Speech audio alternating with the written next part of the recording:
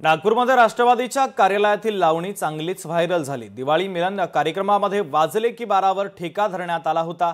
2 महिन्यांपूर्वीच अजित पवार यांच्या हस्ते या कार्यालयाचं उद्घाटन पार पडलं होतं। पक्षाचे कार्यकर्ते दिवाळी मिलनाच्या निमित्तानं एकत्र आले होते आणि आपली कला त्या ठिकाणी सादर करत होते, असं राष्ट्रवादी काँग्रेसचे शहराध्यक्ष अनिल अहिरकर यांनी आता स्पष्टीकरण देताना सांगितलेलं आहे।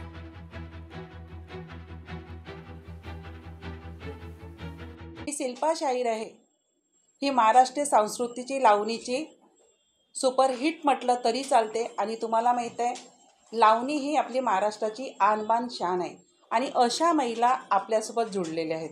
ती आपली एक पदाधिकारी आहे। नागपूर शहराला उपाध्यक्षही म्हणून तिची निवड झालेली आहे। आणि सर, आमचा जो काल कार्यक्रम होता, दिवाळी मिलनचा कार्यक्रम होता, ते आम्ही प्रत्येक महिलांनी त्याच्यामध्ये डान्स केलो, संगीत म्हटलं आणि लावणी ज्या महिलांकडनं जे गुण आहेत ते काल दाखवण्यात आलं। पण तिथं आमचं पूर्ण परिवार होतं। परिवाराच्या समोर काय आपण आपल्या कला दाखवू शकत नाही? हे काही चूक आहे? हे गलत आहे? मला असं वाटते की कोणत्याही कलाकारांना की काही असं विचित्र तुम्ही बोलू नये। ह्या भगिनी ज्या आहेत, ज्यांनी जो मला ते आमच्या पदाधिकारी आहेत। नागपूर शहर राष्ट्रवादी काँग्रेस पक्षाच्या त्या पदाधिकारी आहेत। आमच्या महिला अध्यक्षांनी सांगितलं की ह्या लावणी सम्राट आहे, लावणीचं चांगलं कार्यक्रम आहे, तर आम्ही म्हटलं परफॉर्मन्स दाखवा। तर त्यांनी लावणी परफॉर्म केलं। हे महाराष्ट्राची संस्कृती आहे, यामध्ये काही वावगं आहे असं मला वाटत नाही। फक्त तो बघणाऱ्यांचा दोष आहे।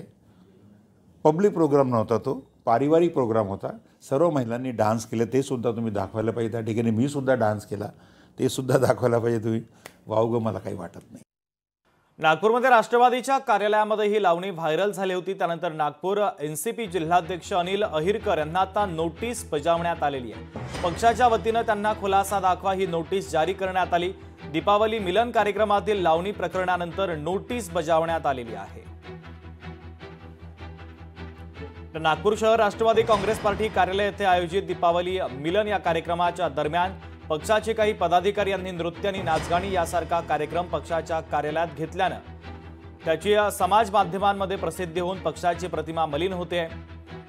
त्यामुळे आता प्रदेश अध्यक्ष सुनील तटकरे यांच्या सूचनेनुसार या प्रकरणाचा लेखी खुलासा 7 दिवसांच्या आत देण्याची नोटीस आता बजावण्यात आलेली आहे।